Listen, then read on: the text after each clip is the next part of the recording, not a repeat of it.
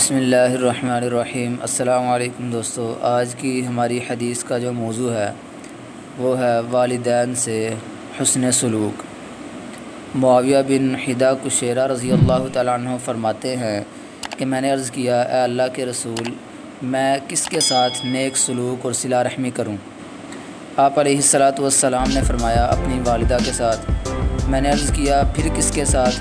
آپ علیہ السلام نے فرمایا، اپنی والدہ کے ساتھ۔ میں نے عرض کیا، پھر کس کے ساتھ؟ تو پھر آپ صلی اللہ علیہ وسلم نے فرمایا، اپنی والدہ کے ساتھ۔